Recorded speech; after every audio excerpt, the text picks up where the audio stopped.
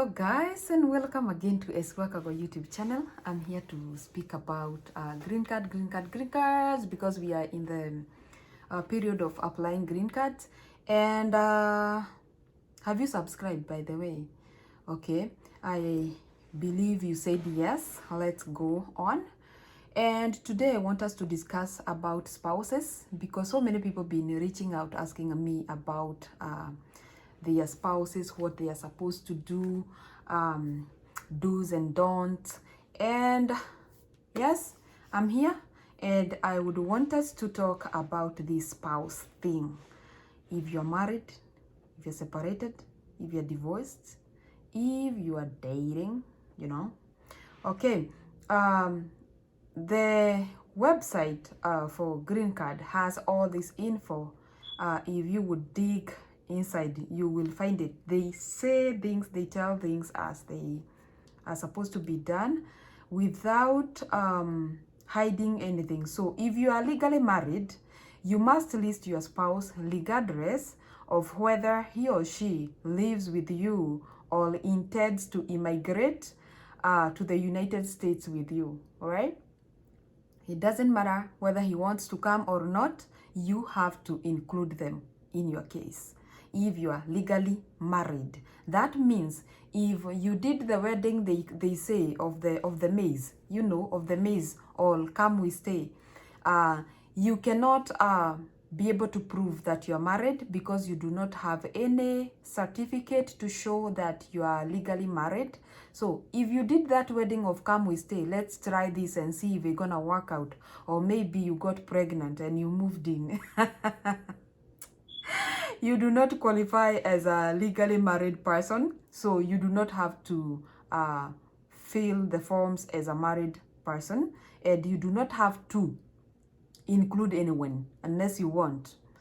So you must list your spouse even if you are currently separated from him or her, unless you are legally separated. Again, my guys, unless you are legally separated. Those people who feel like, oh, you know what, me, I'm tired of this marriage is not working, and you just pack your things and you go and rent out a house for yourself, but still the marriage is known to be working by the government officials. Why? Because you did not dissolve it. It's still going on. So to them, you are married because you are legally married. And if you are legally married, you can only have a legal separation. Okay?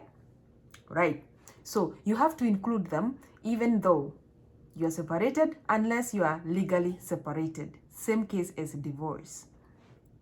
All right. So legal separation is an arrangement when a couple remains married but lives apart. Like I told you, this is where you feel like, you know what, this thing is not working and I need to do something, and you know what, I'm gonna just get out of this house and go and rent my own apartment. After all, I can feed myself, yeah. If that is the case, you're not legally separated. If you are legally separated, you plan to remain married, your status remains married, but you don't live together, and this has to be reported to the authorities or to the department which gave you the certificate. You have to report that I am separating legally, so that so many other things will be separated as well. Okay.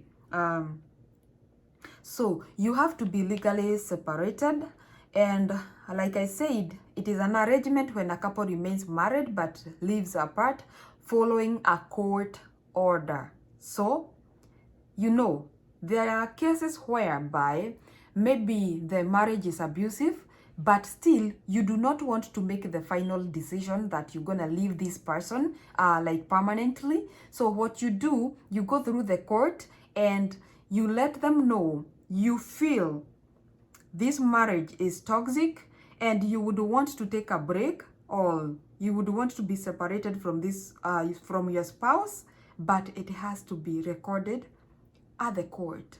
Okay?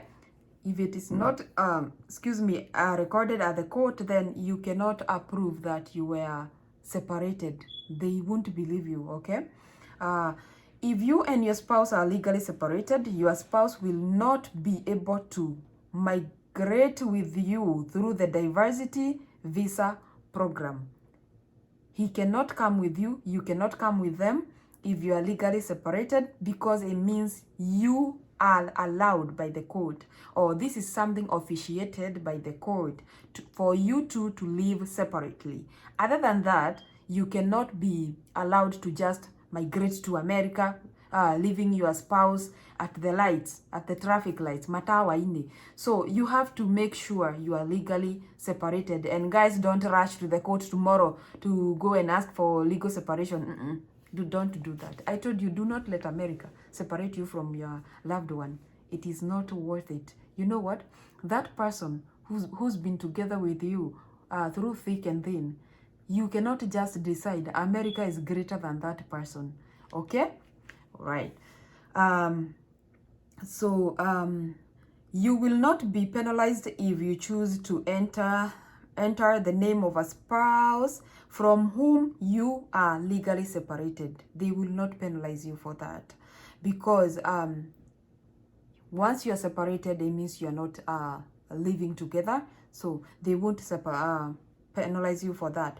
If you are not legally separated by a court order, you must include your spouse even if you plan to be divorced before you apply for the diversity visa, or your spouse does not intend to immigrate. You see, here's the trick. Whether you are in the process of divorce or not, whether you are legally separated or not, you will have to include your spouse in your case, okay? All right. So whether they want to come with you or not, you have to include their name, because you are legally married. You are legally married. So we respect that. All right. Okay. So failure to list your eligible spouse or listing someone who is not your spouse will make you ineligible for a DV. So this will make your DV to be cancelled. Guys, I never knew it was this serious until I had to do my research. And I had to do the research through the website of the program, of the Greencard program, so that whatever I'll be speaking will be truth and nothing else but truth. Okay? So this will make your green card to be cancelled. And as I always tell you guys, make peace with that ex of yours, with that spouse of yours.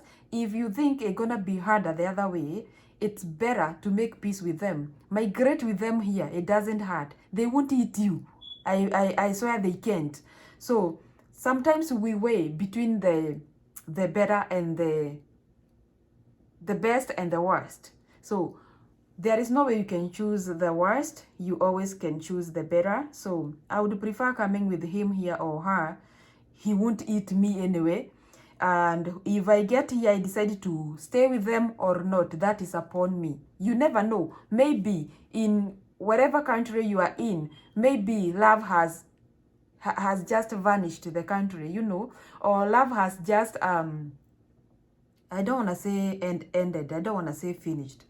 Love has become maybe a rare jewel, and the problem might not be you or him. Maybe the problem is just that love escaped the country, you know, and now you cannot be able to love each other. Not because each other were not meant to be together, not because each other, one of you is bad, but because love escaped your country. Maybe he went to another country to look for a job. You never know, you know, these things. Okay,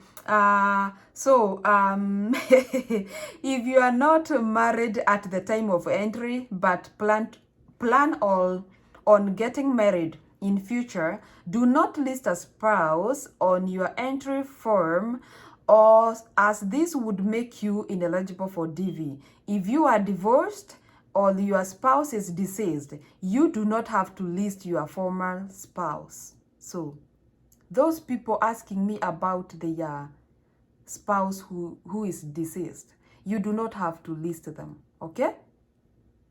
We are together up to that point. So the only exception to this requirement is if your spouse is already a U.S. citizen or U.S. lawful permanent resident, which is a green card, if your spouse is a US citizen or lawful permanent resident, do not list them in your entry because they are already in the United States. The reason as to why we play green card is to become citizens of United States. So you do not have to list someone who is already in United States as a citizen, okay? Or a lawful resident. All right, so that means someone who is already in US citizen or lawful permanent resident, we do not require all be issued with a DV. Therefore, if you select married and my spouse is a US citizen or US LPR, a lawful permanent resident, on your entry, you will not be able to include further information on your spouse page, okay? So that is the info I just wanted to make clear. Please, guys, I hope you go through this, you listen and you listen carefully so that you can be able to categorize your case and see what you're supposed to do, because I do not want you to confuse yourself or to complicate your cases because of something that is already put bare, so that you can be able to know what to do, where, how, why, okay? All right, so up to this point, may you have a wonderful, wonderful time, and never, never, ever, never, ever, never, can you say never, never, ever forget to keep on keeping on. We have to do anything, everything we have to do to see ourselves pushing on until we make it in this life. And with God, everything is possible, because at the end, it is only God who can come through for you, because he owns everything. Even having to keep you alive today, it took God. He just chose that today I'm not gonna take this person's life. I'm gonna let them live because they have a purpose that they have not accomplished, and I would want to see them bringing it to reality. And that's why you are alive today. So do not ask yourself, do not blame yourself, do not blame your parents, never blame anyone. Live without complaining, always find a reason to move on, and that is how we're gonna keep on keeping on. God bless you so much, and have yourself a wonderful, wonderful day, night, time. All right. Bye-bye.